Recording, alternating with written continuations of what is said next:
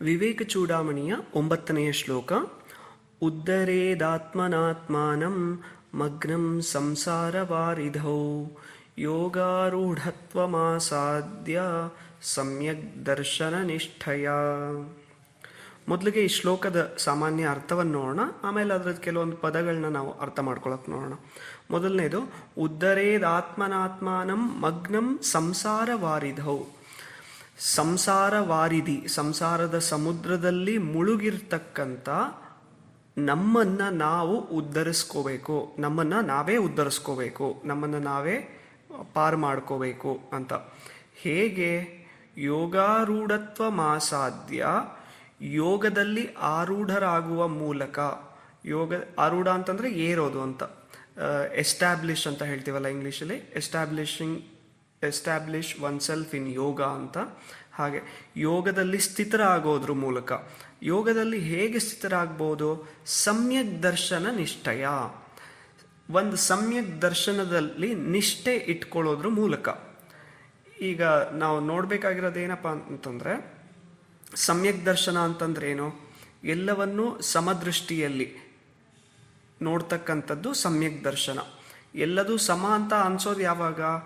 ಅದು ಎರಡು ಅಂತ ಇಲ್ಲದೆ ಇರಬೇಕಾರೆ. ಮತ್ತೆ ಅದು ಆತ್ಮಜ್ಞಾನದ ಕಡೆ ನಿಷ್ಠೆಯನ್ನು ಹೊಂದೋದ್ರ ಮೂಲಕ ನಾವು ಯೋಗಾರೂಢರಾಗಬಹುದು. ಯೋಗಾರೂಢರಾಗೋದ್ರ ಮೂಲಕ ನಾವು ಸಂಸಾರದ ಸಮುದ್ರದಿಂದ ನಾವು ಮೇಲೇಳಬಹುದು. ಆಮೇಲೆ ಬಹಳ ಮುಖ್ಯವಾದ್ದೇನಪ್ಪ ಅಂತಂದರೆ ಉದ್ಧರೇದಾತ್ಮನಾತ್ಮಾನಂ, ನಮ್ಮನ್ನು ನಾವೇ ಮೇಲ್ಗಡೆಗೆ ಬರಬೇಕಾಗತ್ತೆ. ಸಮುದ್ರದಲ್ಲಿ ಮುಳುಗಿರೋ ನಾವು, ಸಂಸಾರದ ಸಮುದ್ರದಲ್ಲಿ ಮುಳುಗಿರೋ ನಾವು ನಮ್ಮನ್ನು ನಾವೇ ಮೇಲ್ಗಡೆಗೆ ಕರ್ಕೊಂಬರ್ಬೇಕಾಗತ್ತೆ, ಹೊರಗಡೆಗೆ ಬರಬೇಕಾಗತ್ತೆ. ಗೀತೆಯಲ್ಲಿ ಕೃಷ್ಣನ ಭಗವಂತನ ಶ್ಲೋಕ ಅದೇ ಇದೆಯಲ್ಲ, ಉದ್ಧರೇದ್ ಆತ್ಮನಾತ್ಮಾನಂ ಆತ್ಮಾನಂ ಅವಸಾದಯೇತ್ ಆತ್ಮೈವ ಹ್ಯಾತ್ಮನೋ ಬಂಧುವು ಆತ್ಮೈವ ರಿಪುರಾತ್ಮನಃ. ನನಗೆ ನಾನೇ ಶತ್ರು, ನನಗೆ ನಾನೇ ಮಿತ್ರ. ಏಕೆ ಅಂತಂದರೆ ನಮ್ಮನ್ನು ನಾವೇ ಉದ್ಧಾರ ಮಾಡ್ಕೋಬೇಕು, ಇಲ್ಲ ಅಂತಂದರೆ ನಮಗೆ ನಾವೇ ಶತ್ರುಗಳಾಗ್ತೀವಿ ಅಂತ.